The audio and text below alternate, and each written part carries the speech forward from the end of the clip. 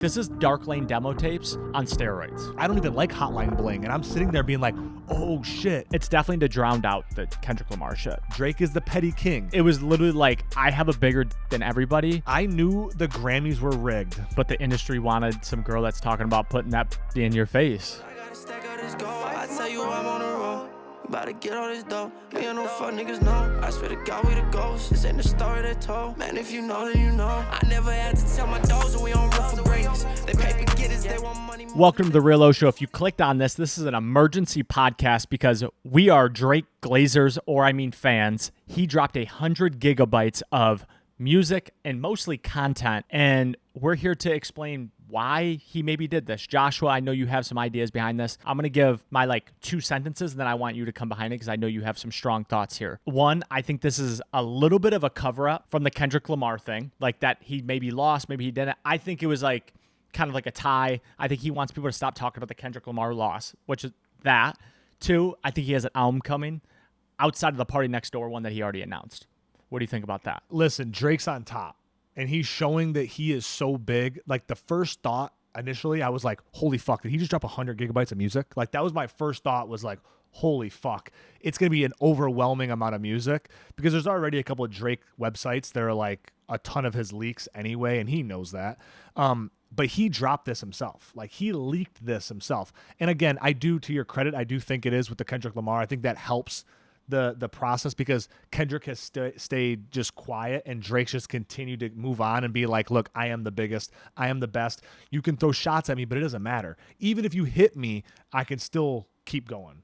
That was my first thing. But I just think that Drake looks at it. You made a comment to me before the podcast, and Zachary said to me, he could have sold this to Netflix for millions of dollars. He could have sold this to a network. I said 500 million. Yeah. And again, I don't know if 500 million is the actual number there. I think you'd have to get a little more than that for 500 million. But what I will say is, he could have sold this as a documentary to someone and been like, hey, take this. But what did Drake do? Drake is for the people. And I think this is what this was. Not only is that, I think this gives him more of like a I'm the GOAT when you watch some of these, because it's his studio sessions. It's his when he's there's a video in there of him writing the song Yikes for Kanye. Yeah. And you start realizing there's a Kanye clip where he was like, I wish I could just have Drake write all my songs. And it's like, that is where you see it. Drake gets a lot of flack because he is very collaborative with his writing.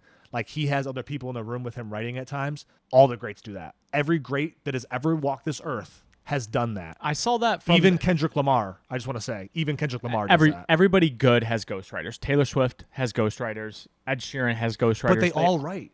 They all write. They all pull their own Ed way. Sheeran and Taylor Swift are some of the greatest writers to ever live in the music world. But they get fed songs 100%, just like everybody, just like everyone else does. But I do want to comment on the studio sessions, because I saw the video, the Yikes from the Kanye West thing. What I noticed is he's just so smooth in the studio. It's just so raps. Natural. It's raps, dog. It's literally you watch a lot of these young artists, because a lot of them go on IG Live, like Tuzi. I love Tuzi. He goes on IG Live and he bars down his songs. It still sounds good, but bars them down. Drake literally did that whole verse, no break, and then stopped. And it's just that smoothness, and shows how good he is. Doesn't matter who's writing it or not. Drake is still the mastermind behind all of this. And I do want to say this before we move on. I thought this move by Drake was turning the music industry upside down. It was literally I have a bigger dick than everybody. Here it is. And everybody's going to listen to the songs and click on every single one of these videos of 100 gigabytes of bullshit that it's my throwaways. This is Dark Lane demo tapes on steroids. Bro, Drake's been listening to Gary Vee, because when you give it all away for free, people you're the GOAT. And I think that's where it comes from. He's given all the value to his fans. Hey, you might not be able to afford to go to a show. Hey, I already have 10 albums out, but here's just more shit to go off of. If you're a real Drake stan, there's nothing greater. Because even if you don't deep dive this content, it's still being clipped for Twitter. It's still being clipped on fucking all the social platforms. That's the only way I'm consuming it right now. Exactly, but that is the best part, because the people are going to find the best things about it that excite them, and they're going to share it.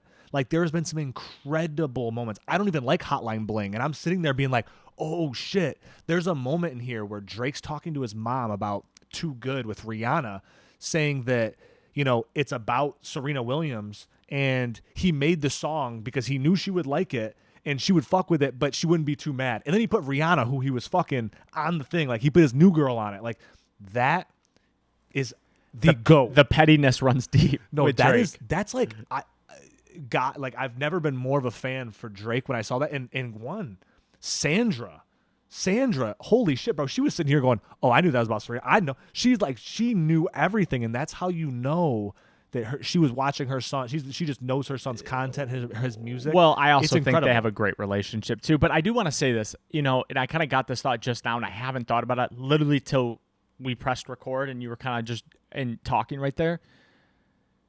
This might be Drake's like going away party. It could be, because he's dropping so much. But like, here's my thing with Drake. I keep thinking that. I keep having that epiphany like, fuck, is this our like last Drake project? I had this 4 years ago when he dropped like Certified Lover Boy. I was like, damn, bro, are we at the end of Drake? Like, I truly thought that, because he doesn't need the money. But I think to myself, you said it yourself, it's so effortless for Drake to fucking make hits.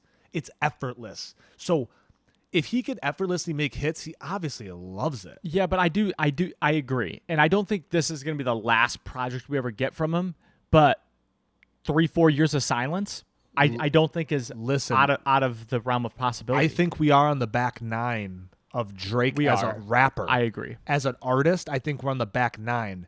Now, what is Drake's next step? I think Drake's next step is fully buy the Toronto Raptors, do the 50 Cent, have a studio, make your own thing, have your own. He's going to be the new Lucian Grange.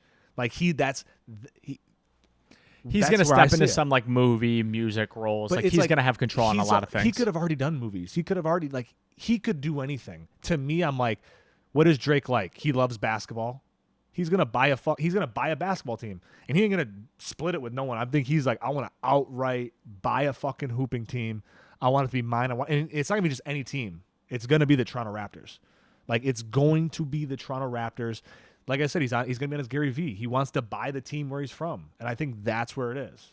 So listen, my only thing is there was obviously a lucrativeness to dropping this, right? Because Drake didn't drop it on his own channel. I guess he did put on a story, but the Instagram account Plot Twist. Now, I did a little research on this account, and incredible name for what's happening as well. Yes, and they did change the name twice. Interesting. So this account after they dropped it? No. Before they acquired this account, it started in June. So June 2024 is when the account was created. Don't know who created it. But then the name has changed twice. Plot Twist. Now, I think to myself, that's where I think the twist comes from, right? You're turning it back on Kendrick, being like, look, because to me, in my eyes, Kendrick tried to make himself be like, I'm the person of unity. I'm going to unite the people. But then you see a guy like DJ Mustard who drops an album that has a ton of those LA guys on it, sells 14,000 units. Yeah, no one gave a fuck. No one gave a fuck. But Gordo, shout out to Gordo, he dropped a house album, had 2 songs with Drake on it. Now, my theory is... What did that sell? Do we know? I don't know what that sold. We could figure that out in a second. More than 14K? It hopefully. sold definitely more than 14K. But I will say this. I think Drake gave Gordo an extra song for his album to post it the same week as DJ Mustard. Again, that's not confirmed, but I have this feeling Drake is petty. Drake is the petty king. Drake definitely did that. And I think that's why, because the day before Gordo was supposed to drop his album, he was like, should I add another Drake song to it? If you guys give me, however many comments, like, I'll fucking add another Drake song. Like, dog, the comments didn't even hit what he said. And he's still, like, you know what I mean? Yeah. Like, it didn't matter, bro. That was coming out. Like, so to me, Gordo put me on the wave, right? Like, that is great. One, the 2 songs that are from Drake off that album are fucking hits. Songs of the summer.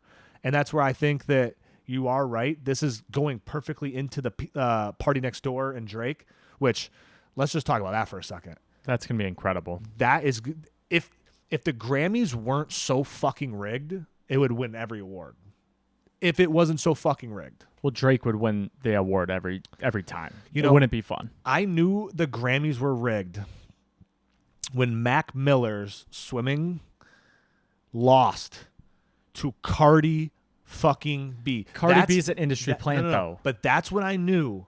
Like, you listen, go. If you've never listened to the album Swimming by Mac Miller, it is a top 5 music project ever produced, ever in the and of all genre. I don't care what anybody says.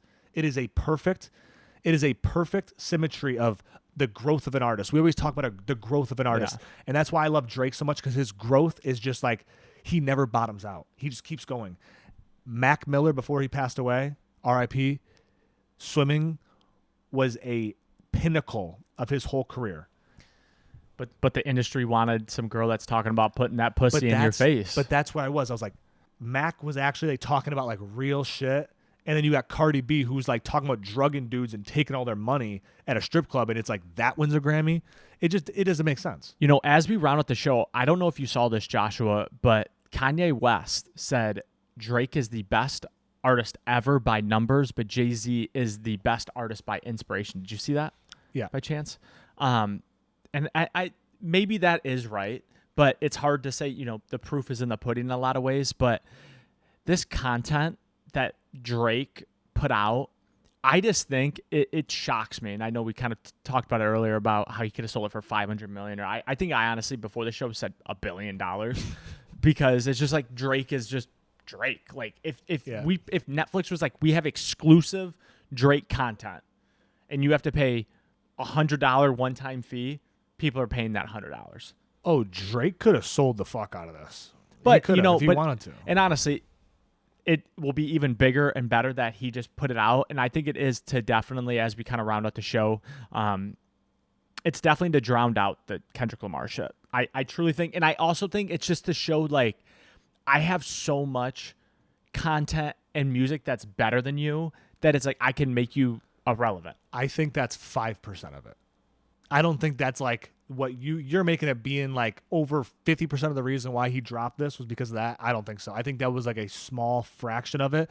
It's just like Drake, to me, didn't lose the battle. He didn't. I'm not saying. Listen, so I'm like not to one me, to say like, he didn't lose. Like anybody who like today looks back at it, you know, Matt Damon, he said we shouldn't critique movies the year they drop because it doesn't make any sense. He's like, we should do films 20 years later because then we can go back to that year and instantly be like, that's the one that came through time. And I look at Drake and I say, everything that Drake does stands the time. Yes, I agree with that. Like, it doesn't matter where it is. Like, you can play Drake in any situation. Kendrick Lamar, you can't. I know. I'm not saying, but I'm not one to say Drake lost. I'm the first one to admit the songs are so much better. But I do think there's enough talk about Kendrick Lamar winning and what's going on, the Not Like Us with the music video, everything. Kendrick Lamar is putting his career into one song to make him relevant. And I'm saying that Drake put this out to literally take over social media. Listen, Not Like Us had a good hook, and I'll give Kendrick that. But to me, in my heart of heart, Kendrick fans are just loud. They're not. Being loud doesn't make you right. Well, they're win. insecure. That's why they're loud. Exactly. So to me, yes, the Kendrick fans were loud. The Drake fans were kind of like, we're just sitting back and enjoying all this. Like, we're just enjoying the beef. As a rap fan, like a Drake fan can look at Kendrick's songs and be like, yeah, there's a couple good hits. I don't appreciate the pedophile line. That's why I don't listen to the song. If that wasn't in there, I'd be like, damn, that was a fucking hit. Because there are some like, wah, bam, back it up. Like, there are some cool parts to it. To me, I'm just like, Drake did it better, though. Drake definitely did it better. Drake did it better. But he dropped 100 gigabytes of shit to take over the internet. But that's... Which is obviously going to roll into a project, but I'm just having trouble at this moment in time. Like, why? Like, why is the reason? Like, it's like just an album. Like, I don't think he needs all that just for an album. Bro, is Drake building his own documentary as we speak? Maybe. And like, is that some of it? Maybe. Like, there's got to be some bigger plan than just an album. Of course, dude. Drake is 10 steps ahead. That's what I'm thinking. Like, Drake's move, Drake there's, again, not to just quote a bunch of fucking famous people. Jeff Bezos said, every decision I make today is for 3 years away. Drake's dropping this for the thing that's coming in 6 months, a year and a half. I agree. That's what I think. This is all a chess move. Everything is a chess move. You know what it could have been? I also had this thought. What if that was all on one drive that someone hacked, and they were blackmailing him, being like, we're going to drop this. And he was just like, you know what, bitch? How about I just fucking drop it? That could be a thing too. Listen, Drake also said another hard drive that we throw in the safe. So, it's who knows what's going on. Just from someone who does content, 100 gigabytes seems like a lot. It's nothing. Not for someone like Drake. Not he only for anybody. put 3 songs out. Listen, dog, this podcast right here that we're watching, with everything in it, this will be about 30 gigabytes. Is it? Yes. Really? Yeah, close. Damn. So damn. We got a 100 gigabyte project dropping, motherfuckers. Especially if you had like big cameras, you got multiple cameras, like heavy footage. Like I saw a couple there was GoPro footage. Oh my God. 10-minute video, that's 5 gigabytes. Like, you know what I mean? It's just like it's a lot. Interesting. Well, if you made it this far, we love you. We appreciate it. Drop a like, leave a comment, subscribe, share. Let us know what you think's coming next for Drake. We would love to hear it. Drop the comment below, and we'll be back next time. Peace.